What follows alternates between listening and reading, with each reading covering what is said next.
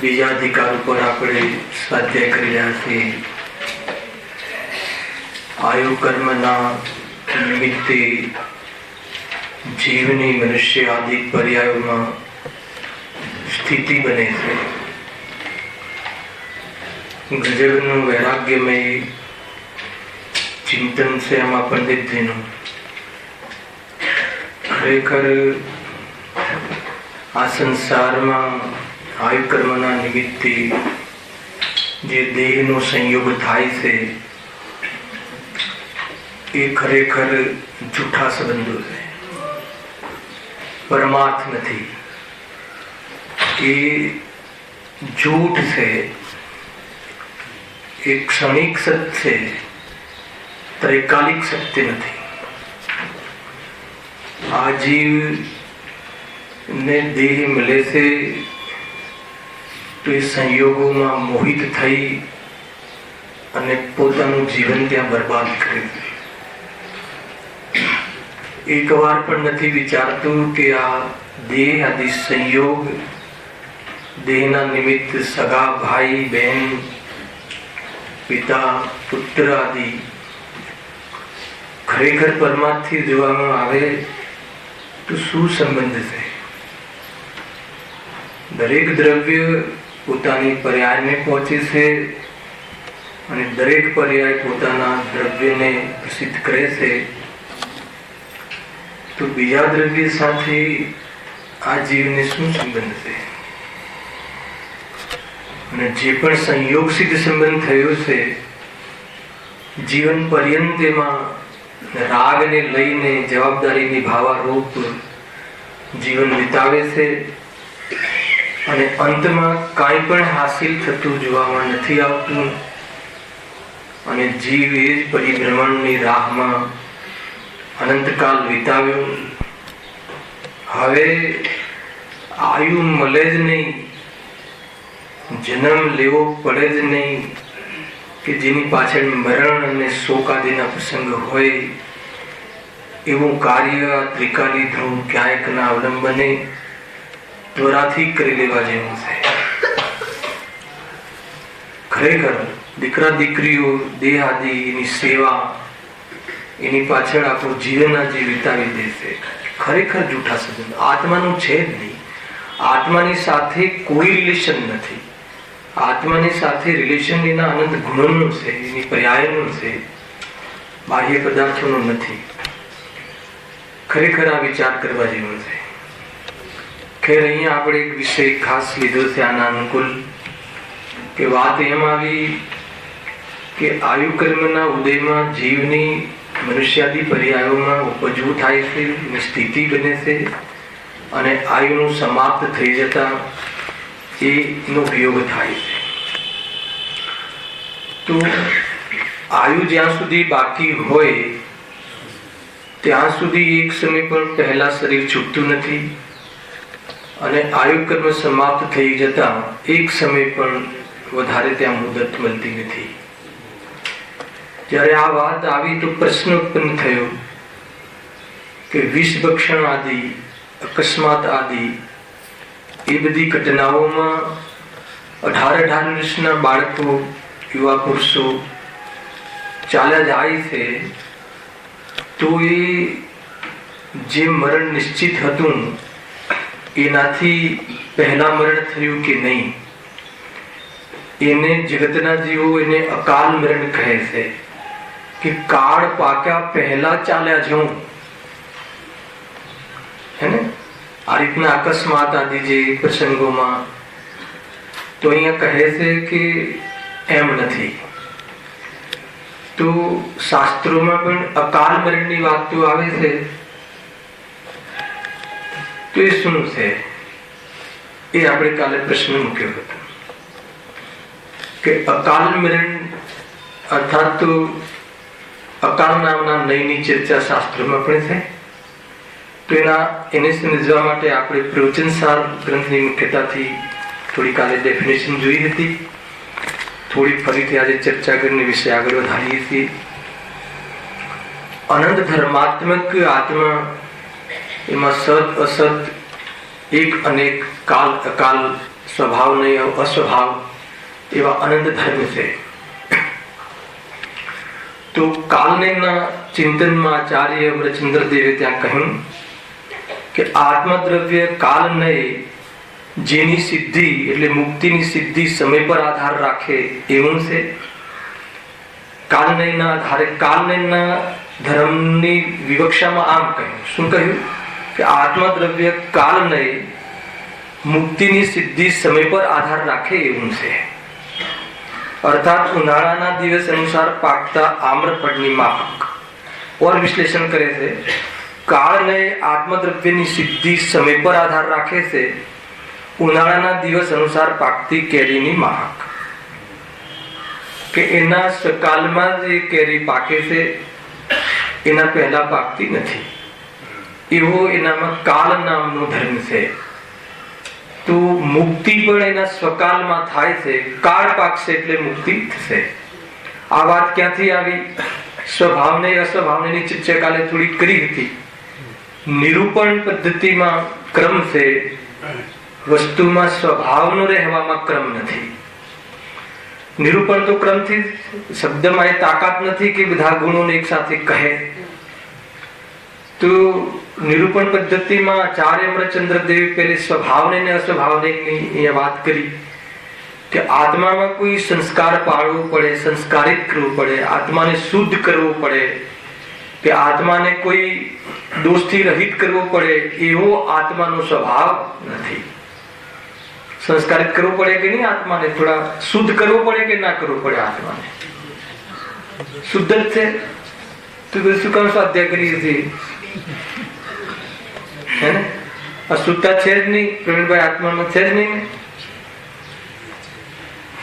ને. સ્વભાવને એક ના પાડે છે. એટલા માટે કઈ અપેક્ષા, કઈ વિશેષતા, અપેક્ષા એટલે એ વિશેષતાની મુખ્યતાથી, આત્માને સ્વભાવની મુખ્યતાથી જોઈએ તો અશુદ્ધ કેદી થયો હતો, અર્થાત કયા દિવસે એ તિરોભૂત થઈ ગયો હતો, નષ્ટ થઈ ગયો હતો ને ફરી ઉપજ્યો હોય, એવું બનતું જ નથી.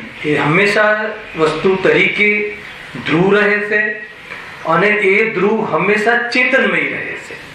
તો આ જેની વિશેષતા છે, એનો સ્વભાવ છે, એ હિસાબે તો એને કઈ આત્માને જ્ઞાનમય બનાવવો પડે, આત્માના સ્વભાવમાં રાગ ઘૂસી ગયો હોય એને કાઢી નાખવો પડે, એવું કોઈ સ્વરૂપ નથી. એટલે ત્યાં સંસ્કાર પાડવા નિરુપયોગી છે એમ કહ્યું. સંસ્કાર પાડવાની જરૂરત નથી. પણ આત્મામાં એક અસ્વભાવ નામનો ધર્મ છે, પર્યાય ધર્મ છે, કે જે પર્યાયની અંદર જે રાગાદી ભાવ છે એનો અભાવ કરી અને પર્યાયને સંસ્કારિત સ્વભાવની અનુસાર કરવાના પુરુષાર્થ કરવાની યોગ્યતા છે. કોનામાં છે આ યોગ્યતા? આત્મામાં છે. આત્માની તે સ્વકાલની પર્યાયમાં છે, આત્માની પર્યાયની ક્ષમતા છે. આપણી પાસે અત્યારે ક્ષમતા છે કે નહીં? સંપૂર્ણ રાગમાં જે આપણે દુખી છીએ, રાગનો અભાવ કરી અને જે આત્માનો મૂળ સ્વભાવ છે એને અનુસરી અને સુખને પ્રાપ્તિ કરી શકીએ એવું પર્યાય સ્વભાવ, અસ્વભાવ નહીંથી જોવામાં આવે તો એવી આત્માની યોગ્યતા છે. તો એ વાત ત્યાં આવી તો તુરંત વિકલ્પ આવે છે કે એ જે અસ્વભાવનેમાં જે કાર્ય કરવું છે અથવા જે કાર્ય થાય છે પર્યાયમાં સંસ્કારિત કરી શકાય છે. આત્માને પણ ત્રિકાલ સુખી જે છે, સુખરૂપ છે, તો હર ક્ષણમાં એ સુખનું વેદન કરી શકીએ એવી જાતની પરિણામમાં યોગ્યતા છે અને એ પુરુષાર્થપૂર્વક કરી શકીએ. તો તટ પ્રશ્ન થાય છે કે એ ક્યારે થઈ શકે, કોણ કરી શકે? તો કે કાલ પાકે ત્યારે થાય કે અત્યારે કાલ ન પાક્યો હોય એના પહેલા આપણે પુરુષાર્થ કરી અને કરી શકીએ કે ના કરીએ, હાલ મારે સુખી થવું હોય તો થઈ શકે કે નહીં. તો એના માટે બે ધર્મ મૂક્યા, કાલને ને અકાલને. બરાબર છે. આપણે તો લેવું છે મરણ, અકાલ મરણ, પણ આપણે અકાલ નહીંની ચર્ચા કરીએ છીએ. કેમ કે એ અકાલ નહીંની ચર્ચા કરીશું તો અકાલ મરણ સમજાશે. અકાલ મરણ શાસ્ત્રમાં સ્વીકાર કર્યો છે, અને આપણે જે અકાલ મરણ કહીએ છીએ કે આ પહેલા મરી ગયું, હમણાં મરવું હતું નહીં, હમણાં તો હજુ હમણાં હાલ તો જન્મ્યો છે અને હાલ તો મળ્યા છીએ, નખમાં પણ રોગ નહીં, આપણે એ વસ્તુ સિદ્ધ કરવી છે. તો આપણે એને અકાલ મરણ કહીએ છીએ કે આપણા હિસાબે એને મરવાની જરૂર નહોતી હમણાં, અને જરૂર અત્યારે મરી ગયો અથવા એનો દેહનો વિયોગ થયો, તો અહીંયા કહે છે કે આપણે એને અકાલ મરણ કહીએ છીએ. આપણે એ દ્રષ્ટિથી કહીએ છીએ. એ જ નિયમ બતાવીને કેવી રીતે અહીંયા કહેવાનું છે એની ચર્ચા આપણે ટેકનિક અહીંયા સમજવી છે. તો કાલને ને અકાલને ની ચર્ચા આવી. એમાં કાલનેમાં તો એમ કહ્યું કે ભાઈ એની જે સિદ્ધિ છે, મુક્તિની સિદ્ધિ, એ જેમ કેરી જે પાકે છે એનું નાણામાં એના સ્વકાલમાં, એમ એની જયારે એનો કાલ પાકે છે એટલે એ પ્રમાણે મુક્તિ થાય છે. અકાલનેમાં શું કહ્યું સાંભળજો. અત્યારે વિવક્ષા કરું છું, પછી એમાં પ્રયોગ કરીએ આપણે. આત્મદ્રવ્ય અકાલ નહીં, જેની સિદ્ધિ સમય પર આધાર રાખતી નથી એવું છે. બે વિરોધાભાસ લાગે છે ને. પહેલથી જ કહ્યું હતું કે બે ધર્મમાં વિરોધાભાસ. આત્મા નિત્ય છે ને આત્મા અનિત્ય છે. અરે કાં તો નિત્ય કહો કાં અનિત્ય કહો. જે નિત્ય છે અનિત્ય છે, અથવા કેટલાક આત્માને નિત્ય કહો, કેટલાકને અનિત્ય કહો, તો બી સમજમાં બે ગ્રુપ પાડી દો કે કેટલાક નિત્ય છે કેટલાક અનિત્ય છે. પણ કે નહીં, એમ નહીં, એક જ આત્મા નિત્ય, એક જ આત્મા અનિત્ય, એક જ સમયમાં, પાછો સમય ભેદ પણ નહીં.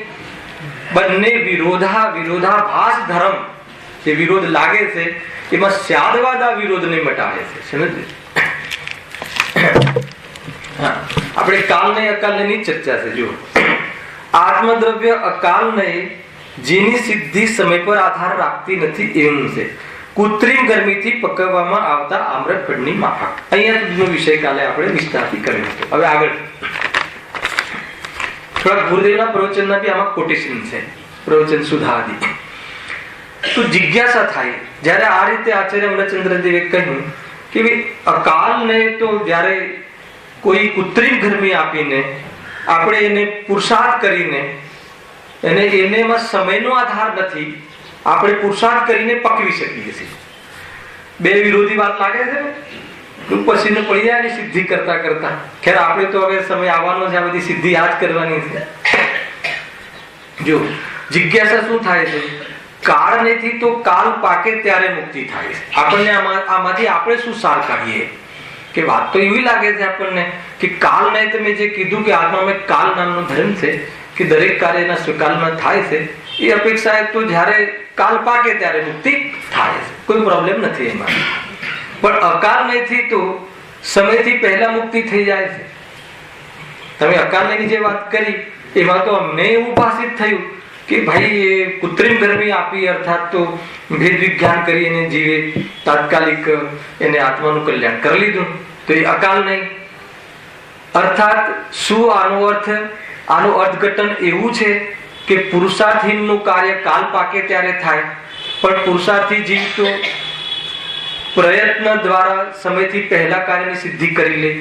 આપણને આમાં ભાષિત થાય ને, આ બે ને તમને આમ મૂક્યા હોય, તમે વાંચ્યા હોય તો તમે આપણને આમાંથી આ અર્થઘટન નીકળે. શું અર્થઘટન કાઢીએ આપણે કે શું આ બધી જિજ્ઞાસા છે, આ બધા શંકાઓ છે, આ બધી આશંકાઓ છે કે અમને આમાં આવી આશંકા લાગે છે. આ જે તમે વિશ્લેષણ કર્યું એમાં અમને એમ લાગે છે કે કેટલાક જે પુરુષાર્થહીન જીવો છે એ પુરુષાર્થહીન જીવોને તો સમય પાકશે ત્યારે મુક્તિ થશે, પણ જે પુરુષાર્થ વાળા જે બલવાન જીવો છે એ સમયથી પહેલા મુક્તિ કરી લેશે. એના જવાબ નથી, આ શંકા છે. એ તો કોઈ આટલું સાંભળીને જશે કે હા, તો કોઈ શોધશે કે બલવાન કોણ ને પુરુષાર્થહીન કોણ ને, હે ને. જે ખાન્ય તત્વ ચર્ચા છે ને જયેશભાઈ, આપણે ગુરુદેવના વખતમાં ખાન્ય તત્વ ચર્ચા રાખી હતી. આપણા તરફથી પંડિત ફૂલચંદજીને પ્રેઝન્ટેશન કરવાનો આદેશ ગુરુદેવશ્રીએ આપેલો, અને સામે પૂરા જગતના જેટલા બી બધા વિદ્વાનો મોટા મોટા હતા એ આવેલા.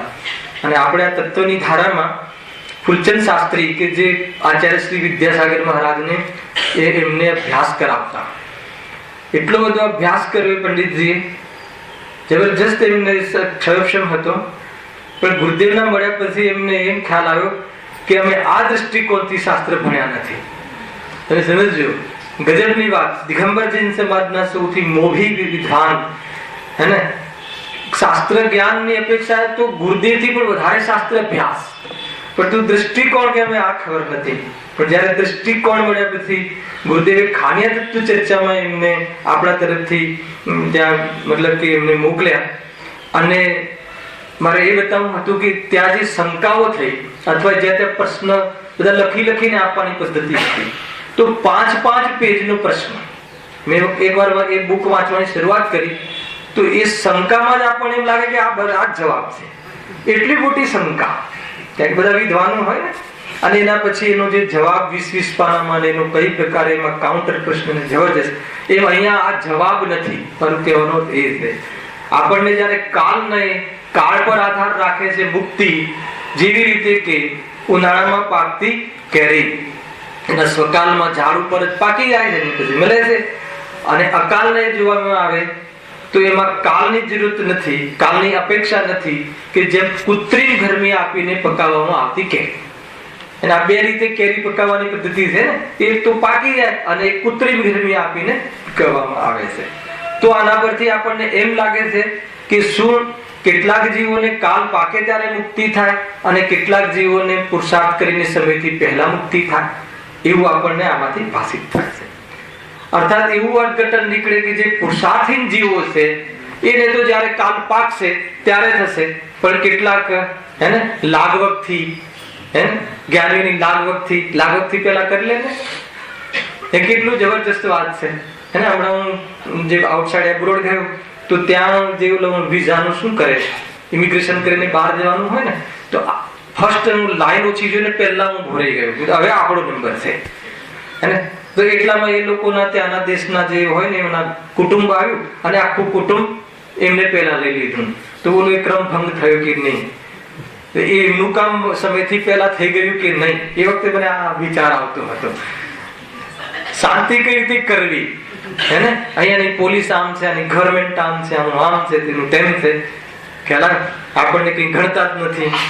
તો ક્યાં ગઈ એ ક્રમબદ્ધ પર્યાય ને, ક્યાં ગયું એ કાલ ને, ક્યાં ગયું એ અકાલ ને, શું છે આ બધું રહસ્ય. ઘણું બધું હર સેકન્ડે વસ્તુ વ્યવસ્થા એના હવે ભૂમિકા બની ક્રમબદ્ધની. હર સમયે જે વસ્તુ વ્યવસ્થા છે, વસ્તુ વ્યવસ્થાનો પરિચય અને એની શ્રદ્ધા રહે તો જીવને દુઃખી કોણ કરે? દુઃખી કરી શકે એવી કોઈ વ્યવસ્થા જ નથી. સ્વયં દુઃખી થાય અને સ્વયં સુખી થાય. ખેર વાત એમ છે કે શું એ પુરુષાર્થહીન એવા બે પ્રકારના અથવા એવા કોઈ ગ્રુપ છે કે એક કાલ નહીં વાળા, એકમાં કાળ ધર્મ વાળા આત્માઓ ને એકમાં અકાળ ધર્મ વાળા આત્માઓ. કે કાળ ધર્મ વાળા જે આત્માઓ છે એ તો એના સમય પાકશે એટલે મુક્તિ થશે, અને અકાળ વાળા જે છે એ તો પુરુષાર્થ કરીને ગમે ત્યારે પહેલા કરી લેશે, એવો અર્થ નીકળે છે આનો. એમ અહીંયા જિજ્ઞાસા કરી છે. જો ખ્યાલ ના આવે તો પૂછજો ભાઈ, અત્યારે થોડું ઉપયોગ સૂક્ષ્મ રાખજો. અર્થાત શું આનો અર્થઘટન એવું છે કે પુરુષાર્થીનું કાર્ય કાલ પાકે ત્યારે થાય, પણ પુરુષાર્થી જીવ તો પ્રયત્ન દ્વારા સમયથી પહેલા કાર્યની સિદ્ધિ કરી લે, એવું કઈ અર્થ નીકળે છે આમાંથી? તો ગુરુદેવ એમના પ્રવચનમાં કહે છે કે ના, એમ કદાપી નથી, એટલું વજનથી એમ છે જ નહીં. તો શું છે? કાર્ય તો બધા જ સ્વકાલમાં થાય છે. અને આપણે અકાલમાં પૂછાડજો અહીંયા કે અકાલ મરણ પણ સ્વકાલમાં જ થાય છે. ખ્યાલ આવે કે કાલ તમે પ્રશ્ન પૂછ્યો હતો ને, અપકર્ષણ થાય છે, આમ છે, તેમ છે. કોઈએ 100 વર્ષનો આયુનો બંધ 100 વર્ષનો કર્યો અને 50મા વર્ષે એનો આયુ સમાપ્ત થઈ જાય છે. એવું થાય કે ન થાય? થાય ને. પણ એ સર્વજ્ઞ ભગવાને પહેલાથી જોયું છે કે નહીં કે આ 100 વર્ષનો આયુ બંધ કરશે, પછી કોઈ એમના વિચિત્ર પરિણામના નિમિત્તથી આયુનું અપકર્ષણ થશે, અને 50મા વર્ષે આ પ્રકારની ઘટનાના નિમિત્તથી એના આયુ કર્મના અભાવરૂપ નિમિત્ત થઈ અને એની યોગ્યતાથી જીવ એના સ્વકાલમાં બીજી જગ્યાએ પધારશે. નષ્ટ નહીં થઈ જાય.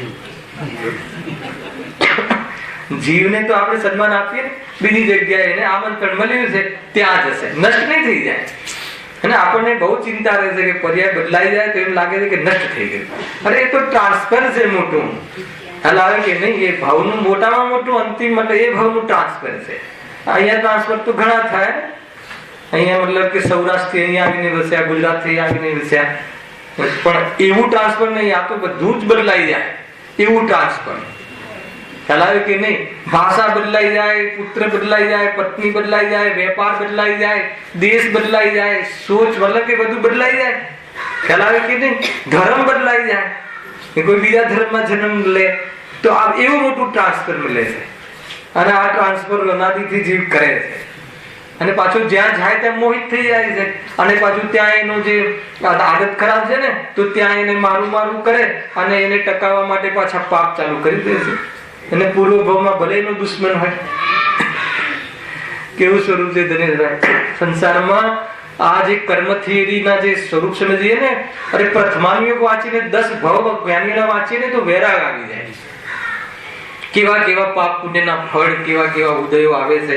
પણ જ્ઞાની ધર્માત્મા એ પાપ પુણ્યના ફળને ને આત્માને રંચ માત્ર પણ સંબંધ નથી, અત્યંત ભાવ છે એ નિર્ણય કરી અને મોહિત થતા નથી. ખ્યાલ આવે કે નહીં? ખેર અહીંયા વાત એ ચાલે છે કે શું એમ અકાલ મરણ જે છે તો કે એ અથવા અકાલ નથી માં એમ કહેવું છે કે સમયથી પહેલા કરી લીધું. ગુરુદેવ કહે છે કે ના, એમ કદાપી નથી. તો શું છે? કાર્ય તો બધા જ પોતાના સ્વકાલમાં થાય. ખ્યાલ આવે કે નહીં? હવે કોણ કરાવે છે? કાલ કરાવે છે કે જીવ સ્વયં કરે છે? એ બધી ચર્ચા હું શિબિરમાં કરીશ. એને અહીંયા મારે વિષય જે લેવો છે એ બાજુ, બીજી દિશા નહીં ખોલવું અહીંયા. જો ના, એમ કદાપી નથી. કાર્ય તો બધા જ સ્વકાલમાં થાય છે. કાલ અકાલ ધર્મ બધા જ આત્માઓમાં સમાન રૂપથી એક સાથે વિદ્યમાન છે. આ કહ્યું ગુરુદેવે ત્યાં. શું કહ્યું?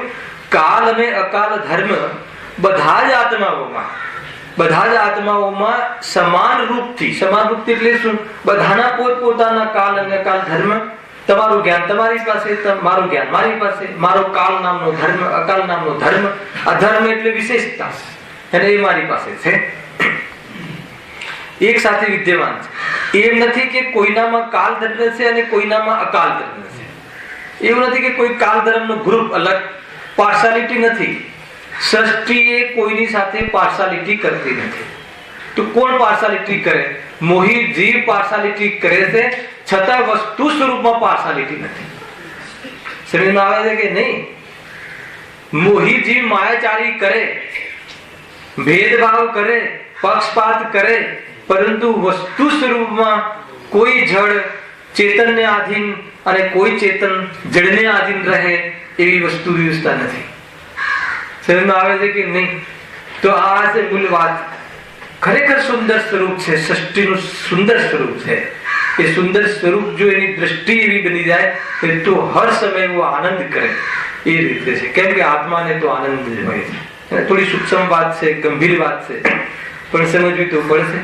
શું કહે છે કે કેટલાક આત્માઓ તો કેટલું ગ્રુપ કાલ ધર્મ હે ને, આપણે એમ કરીએ કે બહેનોને કાલ ધર્મ આપી દઈએ કે ભલે અત્યારે રસોઈ કરે, આપણી સેવાઓ બધી કરે ને જે બી કરે એમના સ્વકાલમાં એમનું કલ્યાણ થઈ જશે. અને આપણે પુરુષ છીએ ને કે નહીં, આપણે તો આપણી પાસે અકાલ ધર્મ કે આપણે સમયથી પહેલા પુરુષાર્થ કરીને અને સર્પનું ભેદ વિજ્ઞાન કરીને રાગ તોડીને, ખ્યાલ આવે કે નહીં, જલ્દી જલ્દી જતા રહીએ. તો કોઈ એ રીતનું કઈ એ રીતની કોઈ વ્યવસ્થા છે કે નથી? આ કાલ અને અકાલમાં અમને તો આવું લાગે છે. અહીંયા કહે કે એમ નથી. તો શું છે એની વાત આવશે. સાંભળો. મુક્તિ રૂપી કાર્ય પણ સર્વ જીવોને સ્વસમય અનુસાર પુરુષાર્થ પૂર્વક જ થાય. આમાં બધું આવી ગયું. કાલલબ્ધિ આવી ગઈ, પુરુષાર્થ આવી ગઈ. સર્વ જીવોને મુક્તિ રૂપી કાર્ય એને કાલલબ્ધિ અથવા સ્વસમય અનુસાર પુરુષાર્થ પૂર્વક જ થાય છે. એવું ક્યારે થતું નથી. મુક્તિ પ્રાપ્ત કરવા માટે કોઈને પુરુષાર્થ કરવો પડે અને કોઈને વગર પુરુષાર્થે મુક્તિ થઈ જાય. એવું ક્યારે ના બને કે કોઈને તો વગર પુરુષાર્થે જ્યારે છે ને એકાંત કરી નાખે. આપણે લેશું 5 સમવાયમાં જબરજસ્ત ચર્ચા છે. અત્યારે તો આ શોર્ટકટમાં બતાવું છું કેમ કે વિષય જુદો છે હે ને, કે નહીં આપણે તો કાલ પાકશે ત્યારે થશે એને પુરુષાર્થ કરવાની શું જરૂર છે? હે ને? પુરુષાર્થ કરવાનું કહીએ છીએ તો કર્તૃત્વ બુદ્ધિ ઘૂસી જાય છે. જીવ આવી વાત કરે છે. પુરુષાર્થ ને તો અરે ગુરુદેવે ક્રમબદ્ધ પર્યાયમાં ગુરુદેવને કાલલબ્ધિમાં પુરુષાર્થ દેખાયો અને આ કહે છે કે કાલલબ્ધિની તું દ્રષ્ટિ કર, પુરુષાર્થની દ્રષ્ટિ જ નહીં કર. જીનાગમ જેટલું પણ જીનાગમ છે એમાં કાલલબ્ધિની ચર્ચા પણ પુરુષાર્થ માટે કરી હોય. સમજો, પુરુષાર્થ કરવાની પ્રેરણા છે. ખ્યાલ? અરે તું પુરુષાર્થ તો કર ને. અરે જે પુરુષાર્થ કરે છે એને તો કાલ પાક્યો જ છે. ખ્યાલ આવે કે તને આત્મા ગમે છે તો તારો કાલ પાક્યો છે. કાલલબ્ધિ ખેંચીને લાવવાની જરૂર નથી. કાર્ય પુરુષાર્થથી થાય છે. કાર્ય 5 સમવાયના યોગદાનથી થાય છે. ઘણી બધી ચર્ચાઓ આવશે.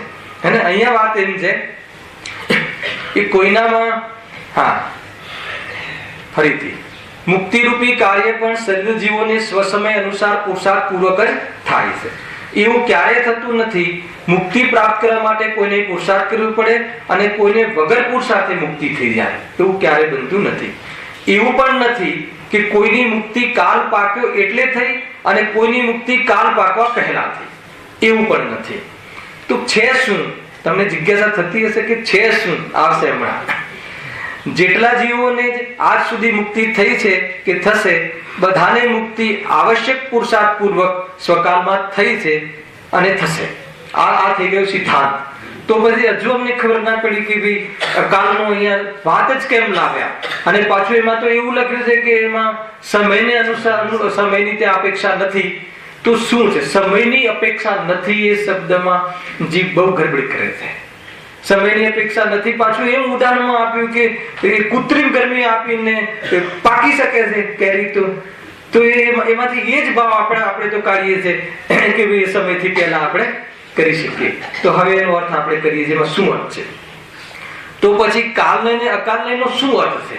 અને આ ચિંતન આગળ લખ્યું છે આપણે કે જીવને સ્વકાલ અનુસાર મુક્તિ પ્રાપ્ત કરી એ કાલનું કથન છે. સાંભળ્યું? એનો અર્થ એમ નથી કે પુરુષાર્થ વગર થયું. કાલલબ્ધિમાં જે પણ કાર્ય થયું એ પુરુષાર્થ વગર થયું કે પુરુષાર્થ પૂર્વક કાલમાં થયું? ખ્યાલ? હવે બીજું, જીવે પુરુષાર્થ દ્વારા શીઘ્ર મુક્તિ પ્રાપ્ત કરી તે અકાલ નયનું કથન છે. તેનો અર્થ એ નથી કે તે કાર્ય એને સમયથી પહેલા કરે. બે વાત બરાબર સમજજો. આ ટોન સમજમાં નહીં આવે તો ઉલટા અર્થ કાઢીને જીવ રાહ જોતો રહેશે અને એ પણ સ્વકાલ જ છે. જો જીવને સ્વકાલ અનુસાર મુક્તિ પ્રાપ્ત કરી, ભાઈ એનો કાળ પાક્યો અને મુક્તિ થઈ ગઈ, એ જે કથન છે કાલ નયનું કથન છે. કાલની મુખ્યતાથી કથન છે. અને એવું પણ કથન કરવામાં જ્ઞાનીઓ કથન કરે છે જીવે પુરુષાર્થ દ્વારા સ્વપરનું ભેદ વિજ્ઞાન કરી અને રાગને રુચિ તોડી અને શીઘ્રથી શીઘ્ર મુક્તિ પ્રાપ્ત કરી લીધી. તો આ અકાલ નયનું કથન છે.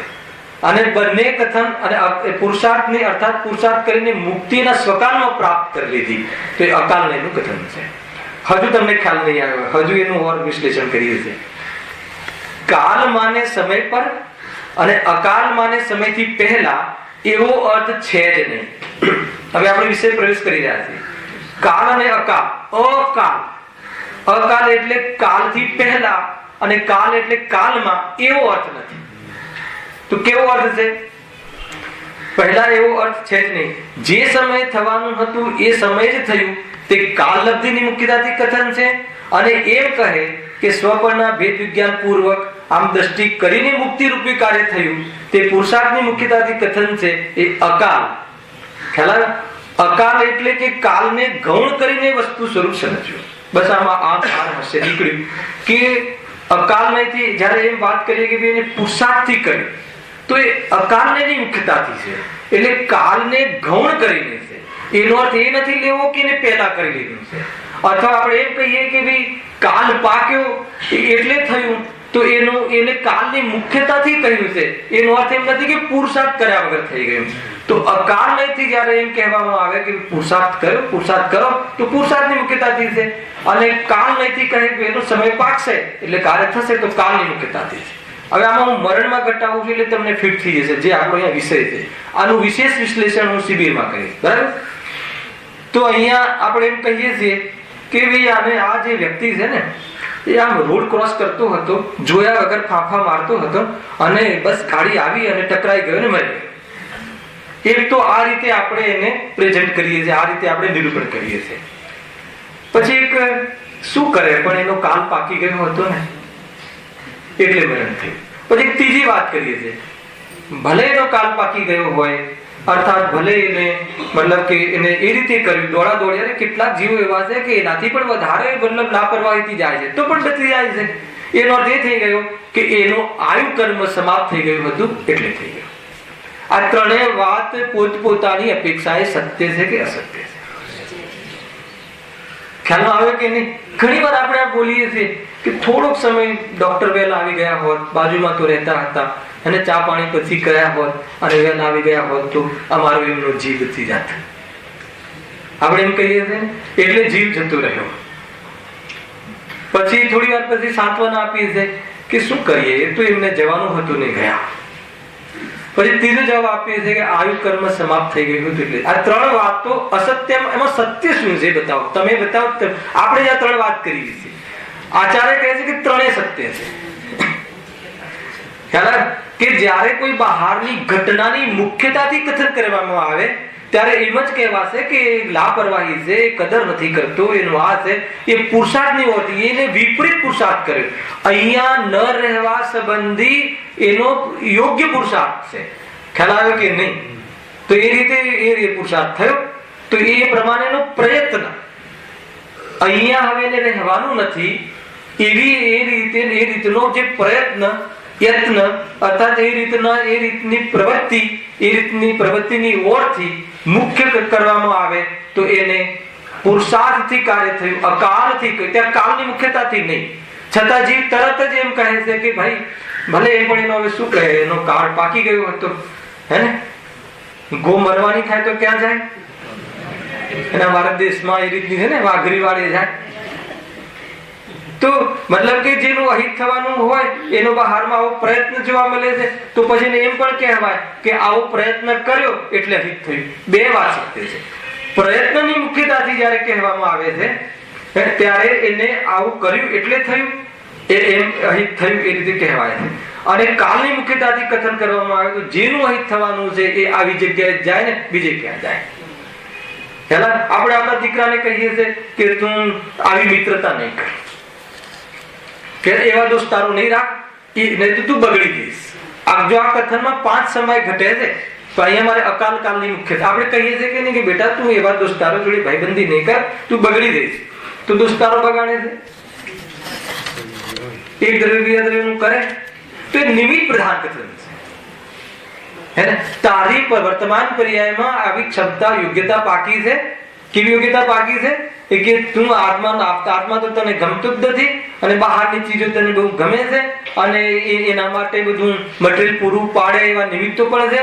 તો તારી યોગ્યતા એટલી પ્રોપર નથી, એવી ટાઈપની થઈ છે, એટલા માટે તું એવા મિત્રોથી બુદ્ધિપૂર્વક દૂર રહે. પણ આપણે એમ નથી કહેતા આટલું બધું કે તું ખરાબ છે, તું આવું છે, એમ નહીં. આપણે શું કહીએ કે દોસ્તારોથી દૂર રહે. તો નિમિત્ત પ્રધાન છે. અને એમ કહીએ કે ભાઈ તું તારામાં એવી ત્યારે હાલ ખરાબી છે એટલે તું ધ્યાન રાખ. તો એ ઉપાદાનગત એની પુરુષાર્થની હોતી કથન છે. ખ્યાલ આવે કે નહીં? પણ શું કરે, એનો એવો કાલ પાક્યો છે, એની હોનહાર. ખ્યાલ આવે કે નહીં? એનો એવો કાલ પાક્યો એટલે એની બુદ્ધિ સૂજી અને ત્યાં ગયો. તો કાલની મુખ્યતાથી પાંચે કારણ પાંચે સમય એક સાથે એક પર્યાયમાં મોજૂદ છે. હવે એમાંથી કઈ મુખ્યતાથી કથન કરવું? જ્યારે એને પ્રેરણા આપવામાં આવે છે તો પુરુષાર્થની આપવામાં આવે છે, અને સાંત્વના આપવામાં આવે છે તો કાલ નદીથી આપવામાં આવે છે. અને બે પ્રયોજન છે. ખ્યાલ આવે? કઈ રીતે? અકાલની મુખ્યતાથી કથન કરવામાં આવે ત્યારે એને પ્રેરણા આપવામાં આવે છે, કેમ કે પુરુષાર્થની મુખ્યતાથી છે કે ભાઈ તું બરાબર જોઈને ચાલજે, લાપરવાહી નહીં ચાલ, નહીં તો તારું એક્સિડન્ટ થઈ જશે અને તારો દેહનો વિયોગ થઈ જશે. બરાબર છે? તો એ અકાલની મુખ્યતાથી કથન એટલા માટે કરવામાં આવે છે. અને મુક્તિમાં હોય તો તું પુરુષાર્થ કર, એને અનાદિકાળથી તે ભવ ગવાયા છે, તું ભેદ વિજ્ઞાન કર, તો પુરુષાર્થની વાત થઈ. હવે મરણમાં આપણે કહ્યું ને અકાલની મુખ્યતાથી એટલે બહારની એ પ્રકારેની એના જીવનની જે પ્રતિક્રિયા છે એ માટે પ્રેરણા આપવા માટેનું કથન છે. અને છતાં બી કોઈનું થઈ ગયું, પ્રોબ્લેમ થઈ ગયો, તો કાલ નદીથી આપણે એને સાંત્વના આપીએ છીએ કે ભાઈ એ તો જે પણ કોઈ અહીંયા આવે છે એના સ્વકાલમાં જાય છે, જાય છે, રાજા રાણા છત્રપતિ, પછી આપણે ભક્તિ બી કરીએ, હાથીન કે અસવાર બન ન સકો એક દિન, જો કોણ બી વ્યક્તિ ટક્યો છે. એનો સમય પૂરો થતા ભગવાન મહાવીર પણ ચાલ્યા ગયા, એનો સમય પૂરો થતા ચક્રવર્તી પણ ન રહ્યા. એમ કરીને એક કાળ લબ્ધિની મુક્તિ મુખ્યતાથી એને સાંત્વન આપી છે. અને બંને એટલું જ સત્ય છે. ખ્યાલ આવે કે નહીં? આનું વિશેષ વિશ્લેષણ તો આપણે કરીશું. આપણે આપણામાં જ બોલીએ છીએ કે નથી બોલતા કે ભાઈ શું કરે, તો તરત જ આપણે પોતાને જ સમજાવીએ છીએ. પહેલા તો આમ વિચાર ચાલુ થાય કે થોડુંક એમને ખાવા પર ધ્યાન રાખ્યું હોત, થોડું આમ રાખ્યું હોત, તો એને થોડું બીડી બંધ કરી દીધી હોત, એને તો આ માન્યું નહીં, કેટલું કહ્યું, તો એ બધું એને બહારના જે પુરુષાર્થની ઘટનાની હોતી, તો એ પુરુષાર્થ અકાલ નહીં થયો એટલે મરી ગયા. પછી થોડીક વાર થાય ને આપણે કાલલબ્ધિમાં આવી જઈએ. કાલલયમાં શું કરે, તો એનો કોણ વ્યક્તિ એના અહીંયા કાયમી ટકે છે, જે આવે છે જાય છે, અને આવે છે જાય છે એટલું જ નહીં, એનો કાલ પાકી ગયો તો એટલે ગયા. પછી ત્રીજું શું કરે, એનું આયુષ્ય સમાપ્ત થઈ ગયું હતું, અને આયુ કર્મ એટલું જ આયુ લઈને જીવ આવ્યો હતો, શું કરે?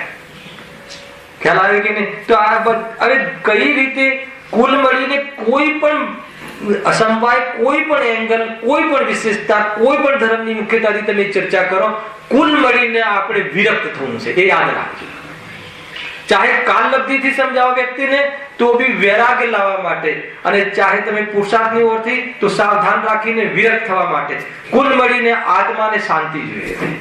તો આ વિઝન છે. આ વિઝન જેની પાસે હોય એ ચાહે નિમિત્તની પ્રધાનતાથી કાર્ય, કોઈ કહે કે ભાઈ અરે સર્વજ્ઞ ભગવાન ના હોત તો કાર્ય કઈ રીતે થાત, તો કોઈ વાંધો નહીં. આપણે સર્વજ્ઞ ભગવાને મને આવી વાત બતાવી અને મને ખબર પડી એટલે કાર્ય થયું, એમ સમજીને નિમિત્તની મુખ્યતાથી કથનમાં પણ પરમાર્થને શોધી લીધી. ખ્યાલ આવ્યો કે નહીં? આ કલા છે, આ વેદ વિજ્ઞાનની કલા છે. કોઈ પણ રીતે પોઝિટિવ એપ્રોચ જેને કહેવાય છે, અને દુનિયામાં પણ જે પોઝિટિવ એપ્રોચ રાખે છે, લૌકિકમાં પણ જે ઉજ્જવલ પક્ષ જોઈએ છે, કોઈ પણ પક્ષ દેખાય, બહુ તોફાન કરે, છોકરો નપાસ થઈને આવ્યો હોય તો કોઈ વાત નહીં, અરે ફરીથી એ તો થઈ જશે, ફરીથી પ્રયાસ કરશે, અને કોણ એનાથી કોઈ એને જો ઓલો અંગૂઠા છાપ છે તો એ કરોડપતિ થઈ ગયો, એને કોણ ભણીને કેટલાના ઉદ્ધાર થઈ ગયા, એમ કહીને આખિરકાર તો એને દુઃખથી દૂર કરવું છે. કહીએ છે કે નથી કહેતા? અને કોઈ વાર લડીએ છે, અરે અત્યારે વોચમેન બી ગ્રેજ્યુએટ હોય છે, તું શું કરીશ? કોઈ વાર એમ પણ કહીએ છીએ. એટલે પુરુષાર્થની પ્રેરણા, કાલલબ્ધિના માધ્યમથી દ્રષ્ટિ, પુરુષાર્થના માધ્યમથી જ્યાં પહોંચવાનું છે દ્રષ્ટિના વિષયને મુખ્ય કરી, અને નિમિત્તના માધ્યમથી સાચો નિમિત્ત કોણ છે એની પાસે જઈને શું સમજવું, એ રીતે દરેક વસ્તુ સમજાવવામાં આવે છે. તો હવે અકાલ મરણમાં આપણે શું સમજ્યા? ખ્યાલ? અકાલ મરણ એટલે સમયથી પહેલા નહીં. અકાલ મરણ એટલે કે કોઈ બીજી ઘટના કે કોઈ બહારનો યત્ન, એની મુખ્યતાથી એ વસ્તુનો બોધ કરવો કે ભાઈ આટલે આમ થયું. ખ્યાલ? જેમ કે ભાઈ આમને મતલબ કે શું થયું તું, આ જેમ કે શીખ હતી ભાઈનો વિયોગ થયો ને આપણા મિત્રનો, તો એમાં આપણે વાત એ વખતે પણ મને આ વિચાર આવ્યો હતો કે કોઈ પણ રોગની આપણે વાત બી કાલે તો થઈ હતી, આજે તો થઈ હતી, તો પછી એક વાત સામે આવી કે એમને બહુ ફાસ્ટ ચડતા હતા, એટલે શ્વાસ ચડી ગયો. એટલો શ્વાસ ચડી ગયો, સામાન્ય રીતે કોઈનું કોઈ ગતકડા લગાવે ને કે આમ થયું, અને સત્ય પણ છે. એ વખતે શું થયું, તો એ વખતે એમ થયું કે એમને એટલો ફાસ્ટ ચડવાની આદત, કે જલ્દી જવાની આદત, અને એકદમ શ્વાસ ચડી ગયો, અને ત્યાં શ્વાસ એટલો ચડી ગયો કે શ્વાસ રોકાઈ ગયો, એટલે દેહનો વિયોગ થઈ ગયો. બરાબર છે? આ વાત અકાલ નહીં છે કે કાલ નહીં છે? અકાલ નહીં. કેમ કે કોઈ ઘટનાની મુખ્યતાથી આપણે એ વસ્તુનું કરાવ્યું, શાના માટે? કે પ્રેરણા આપવા માટે કે ભાઈ મતલબ શાંતિથી જવું જોઈએ, આ રીતે જે વોટેવર. ખ્યાલ? તો એ પ્રેરણાની મુખ્યતાથી, અથવા જે ઘટના બની એની મુખ્યતાથી, જે પ્રતિક્રિયાની મુખ્યતાથી, અને એવી બોલચાલની ભાષામાં આપણે બોલીએ છીએ કે આ રીતે ને, જો પાછા એમ બી કહીએ, પાછું થોડુંક સર્વજ્ઞનો વિરોધ પણ કરીએ. કઈ રીતે? કે જો થોડુંક એને આમ ન કર્યું હોત ને તો બચી જાય, એનો અર્થ કે સર્વજ્ઞનું જ્ઞાન આપણે ખોટું છે. અથવા નિશ્ચિત ક્રમમાં કોઈ પણ કાર્ય નિશ્ચિત ક્રમમાં હોય છે, એટલે આ મરણ પણ નિશ્ચિત ક્રમમાં હતું, પણ આપણે આની મુખ્યતાથી કહ્યું. પણ થોડી વાર પછી શું કરે, એ તો શિખરજીમાં જ યોગ હતો, હે ને, અને પછી એમ કહીએ આ સમજવાની વાત છે સૈદ્ધાંતિક, હે ને, યોગ હતો અને આયુષ્ય સમાપ્ત થઈ ગયું હશે તો નિમિત્તની મુખ્યતાથી વાત કરી છે. અથવા બસ એનો એક કાલ હતો, એનો સ્વકાલ હતો, તો એ કાલની મુખ્યતાથી છે.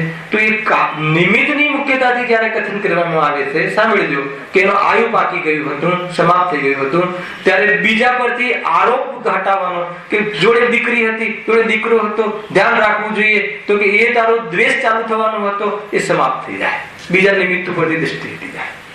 ખ્યાલ આવે કે નહીં? અને બીજું શું બતાવ્યું કે ભાઈ એ તો એનો કાળ હતો એમ સમજીને હૃદયને પરિણામને સાંત્વના મળે છે.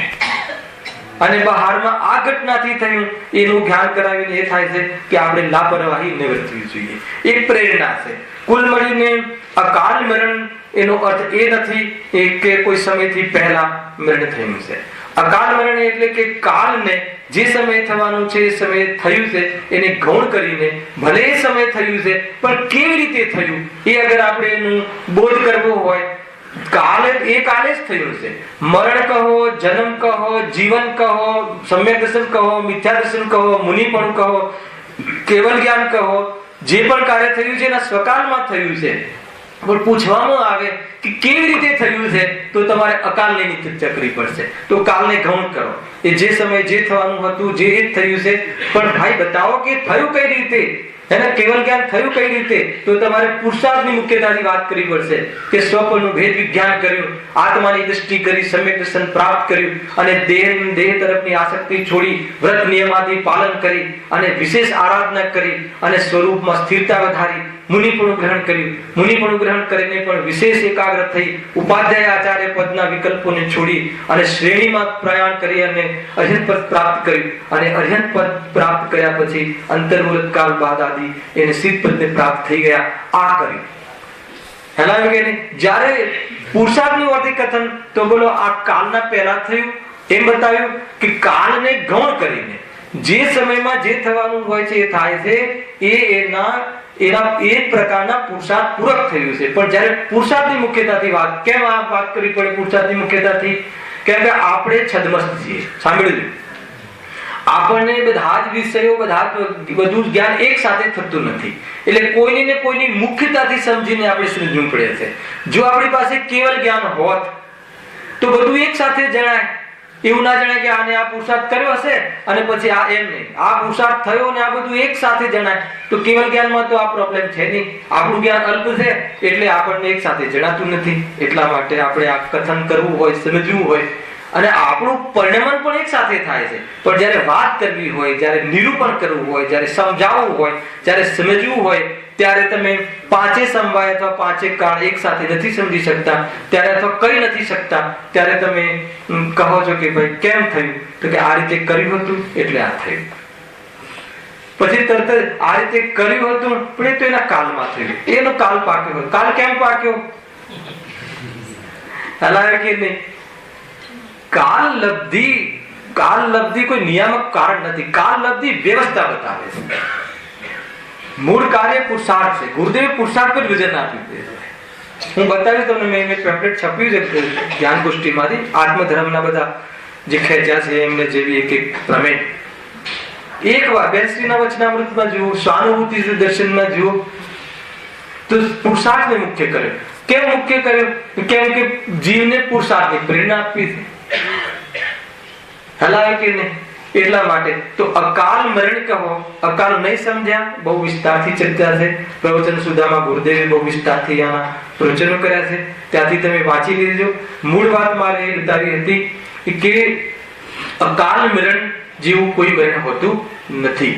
અકાલ મરણ એટલે કોઈ સમયથી પહેલા એમ નહીં, એ વખતે કાલને ગૌણ કરીને આપણે જે બતાવીએ છીએ એને અકાલ મરણ કહેવાય છે.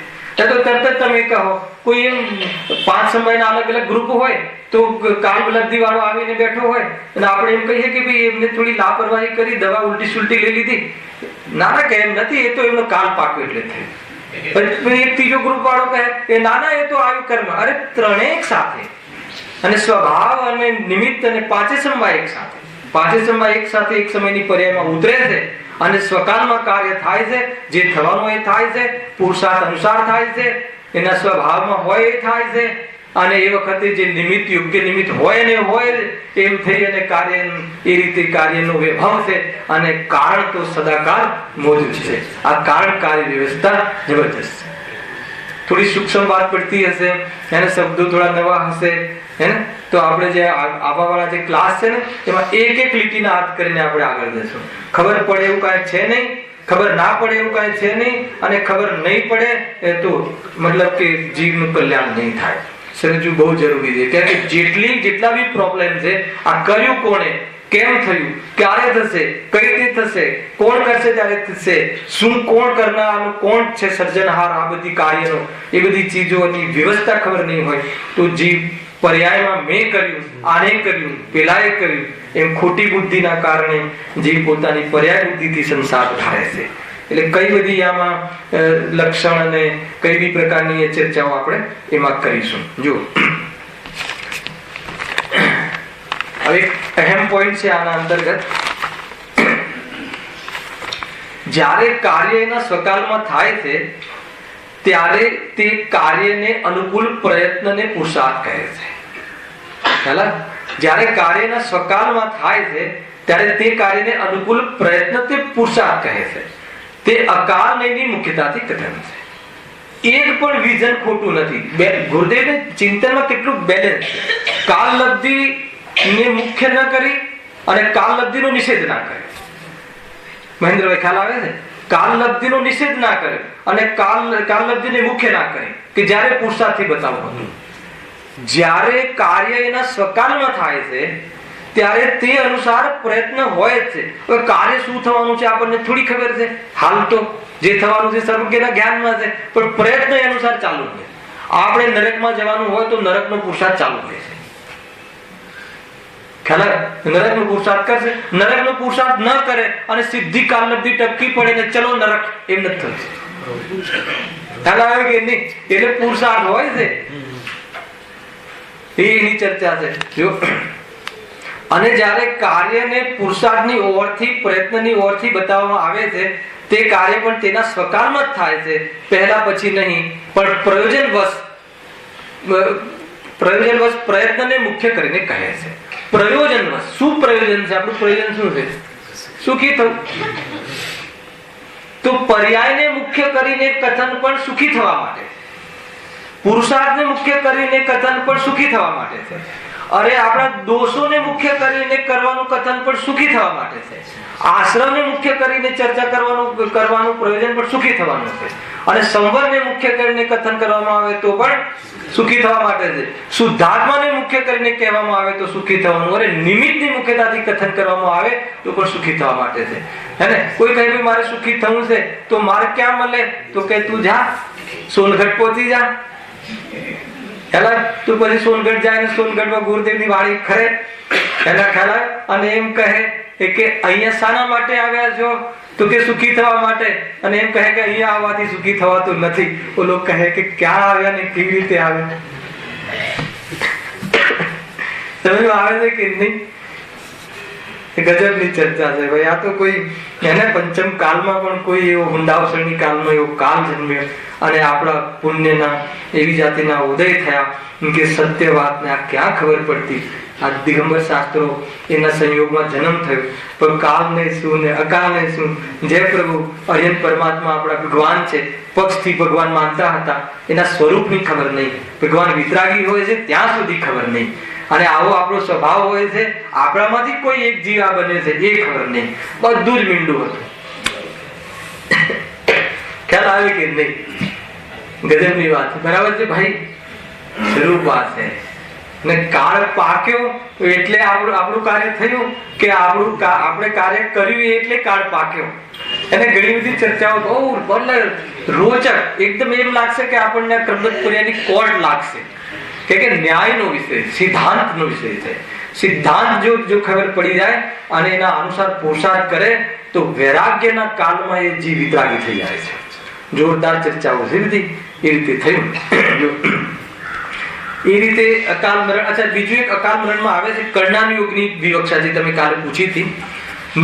નિષેકો જલ્દી ખરી જવા, અપકશ થવું તેને પણ અકાલ મરણ કહે છે. પણ તે પણ સ્વકાલમાં જ થયું છે સર્વજ્ઞના જ્ઞાન અનુસાર. આમ તેમ વાત નહીં. ગુરુદેવમાં આ બેલેન્સ. શું કહ્યું? નિષેકો જલ્દી ખરી જવા. હવે જલ્દી ખરી જવા એટલે શું? જલ્દી ખરી જવા એટલે સમયથી પહેલા એમ નહીં, જલ્દી એટલે જેટલો 100 વર્ષનો બંધ કર્યો હતો પણ 50 અથવા 18મા વર્ષે ખરી જવા. તો આ પણ એ રીતે નિશ્ચિત છે કે 100 વર્ષનો બંધ કરેલો આયુબંધ અને 18મા વર્ષે આ વ્યક્તિ અહીંયા અકસ્માત રૂપ કરશે અને એ પ્રમાણે પરિણમશે અને એના જે આયુ કર્મ 50મા 18મા વર્ષે નિશ્ચિકો બધા એક સાથે આવી જશે ઉદયમાં અને ખરી જશે અને આ જીવ એ સમય એ મોમેન્ટમાં આ દેહનો વિયોગ થઈ જશે. દેહનો વિયોગ થઈ જશે, નષ્ટ નહીં થઈ જાય. ચિંતા કરવાની જરૂર નથી. અને પર્યાય ફરતા જીવ કઈ ફરી નથી જતો, પર્યાય ફરતા જીવ મટી નથી જતો, પર્યાય ફરે છે, જીવ તો ત્રિકાલ છે. અને પર્યાય શું? એ તો સંયોગ ફરે છે. એ તો દ્રવ્ય ગુણ પર્યાયથી અખંડ દ્રવ્ય છે. કઈ વસ્તુમાં ખોટ છે? હે ને, તારી દ્રષ્ટિમાં ખોટ છે, દ્રવ્યમાં ખોટ નથી. દ્રષ્ટિ દ્રવ્ય અનુસાર કરી દે તો દુનિયાની અંદર તને કોઈ પણ ચીજ અધૂરી નહીં લાગે અને પોતાનામાં દુરાશ નહીં દેખાય, કોઈની અપેક્ષા નહીં રહે. અને તમામ સંયોગોના કાળમાં પણ સર્વ પદાર્થો છે સિદ્ધસમ, સર્વ જીવો છે સિદ્ધસમ અને સર્વ પદાર્થો શું કહેવાય છે? ઈશ્વર છે. જળ પણ જળેશ્વર છે અને આત્મા પણ ઈશ્વર છે. ઈશ્વર એટલે પરિપૂર્ણ સામર્થ્ય વાળા પદાર્થો છે, કોઈ પણ જગ્યાએ ખોટ નથી. જેનું માનસ, જેનું ચિત્ત, જેની દ્રષ્ટિ, જેના પરિણામ, જેનું વીર્ય, જેનું શૌર્ય આ રીતે પરિણમી જાય છે એ જીવ હર મોમેન્ટમાં, હર સ્થિતિમાં આનંદમાં રહે છે. કેમ કે આનંદમાં રહેવો એ આત્માનો વાસ્તવિક ધર્મ છે. ખ્યાલ આવે છે કે નહીં આનંદ ભાઈ? હે ને, રોજ તમે તમારા નામથી યાદ આવતું હશે આનંદ, અતિદ્રિય આનંદ. બહુ સુંદર ચર્ચા છે. આ રીતે કાલ નહીં ને અકાલ ની ચર્ચા સમાપ્ત થઈ. હવે જે આપણો વિષય જે ચાલે છે એની થોડીક જે 2-3 લીટી છે, 2-4 મિનિટ છે, આપણે એની ચર્ચા કરીને એની સમાપ્તિ કરીએ. 40 હા. જેને ખબર ના પડી હોય પ્રશ્નો લઈ આવી શકે છે, પ્રશ્નો પૂછી શકે છે અને આપણે ક્લાસમાં યોગ્ય સમયે એની ચર્ચા કરીશું. જો અહીંયા અત્યારે જે બોમ્બ બ્લાસ્ટ થયો હૈદરાબાદમાં તો બધા એક સાથે મરી ગયા, તો બધાના નિષેધો એક સાથે થયા. હા, આયુ સમાપ્ત થતા જ એ વિયોગ થાય છે. અરે બોમ્બની સામે ઉભેલો વ્યક્તિ અને સૌથી વધારે ડેમેજ થયેલો વ્યક્તિ બીજા 50 વર્ષ કાઢશે. અને ઘણી વાર તો એવું બને છે કે આપણને ખ્યાલ આવે કે અમેરિકા અથવા હૈદરાબાદમાં બોમ્બ બ્લાસ્ટ થયો. હવે એ જ એરિયામાં આપણું દીકરું રહે છે. સાંભળજો બરાબર. હવે દીકરો ત્યાં રહે છે. હવે આપણે બેચેન થઈ ગયા કે શું થયું શું નહીં, અને બસ એને ખ્યાલ આવે કે એ જ બિલ્ડિંગમાં થયું છે. આ બાજુ એ સમાચાર સાંભળી અને એના પિતાનું અવસાન થઈ જાય છે. બરાબર, બોમ્બ બ્લાસ્ટથી નહીં તો પેલાનું બોમ્બ બ્લાસ્ટથી થયું હતું. હવે સાંભળો, થોડી વાર પછી મેસેજ આવે છે કે દીકરો એ વખતે તો એબ્રોડ અથવા બહાર ગયો હતો. ખ્યાલ આવે? હવે એમાં શું વિઝન? તો આયુ નિશ્ચિત પતી ગયા એટલે પતી ગયું. બહારમાં શું નિમિત્ત બન્યું, શું ઘટના બની અથવા એને શું પ્રકારની પ્રવૃત્તિ કરી એની મુખ્યતાથી કથન કરવામાં આવે તો બોમ્બ બ્લાસ્ટથી અને ખરેખર નિમિત્તથી તો કહેવામાં આવે તો આયુ સમાપ્ત. અને કાળ લબ્ધિથી તો ભાઈ એનું આયુષ્ય જેટલું લઈને આવ્યો હતો એનો એટલો જ કાળ અહીંયા રહેવાનો યોગ હતો એ કાળ લબ્ધિથી. પણ થયું શું? તો વિયોગ થયો. થયું શું? તો વિયોગ થયો. આત્મા ન મર્યો. એ વાત અજર અમર આત્મા, આ પર્યાયને અજર અમર ન માનતા એ પર્યાયનો ફેરફાર થવો એ પર્યાયનું સ્વરૂપ છે, પરંતુ આત્મા અજર અમર તત્વ છે. એ રીતે દ્રષ્ટિ કરી અને આ ભવથી વિદાય લેવા જેવી છે. એના પહેલા જો વિદાય લઈ લીધી તો એને આ વિદાયના પ્રસંગો હર જીવનમાં આવશે. પરંતુ જો આ અમરત્વ તત્વ જે આત્મા જીવ તત્વ છે એની ખબર પડવી જોઈએ. કુલ મળીને આપણે એ દિશામાં જવા લાગીએ છીએ. હું લઈશ અહીંયા આપણે આ ક્રમબદ્ધ પર્યાય કહો કે એના કાલલબ્ધિ કહો તો આપણે કાલલબ્ધિની દ્રષ્ટિનો વિષય બનાવી દીધો. અરે કાલલબ્ધિ ગુરુદેવે હજારો વાર કહ્યું છે કે કાલલબ્ધિ કે ક્રમબદ્ધ પર્યાય સાંભળીને તારે પુરુષાર્થની પ્રેરણા મળવી જોઈએ. અહીંયા તું કાલલબ્ધિનું નામ સાંભળીને કાલલબ્ધિમાં અટકી ગયો, તારો દ્રષ્ટિનો વિષય બનાવી દીધો, એનું નામ મિથ્યાત્વ. ખ્યાલ આવે કે નહીં? એની ચર્ચા વિશે આપણે આગળ કહીશું. સહેજાનંદ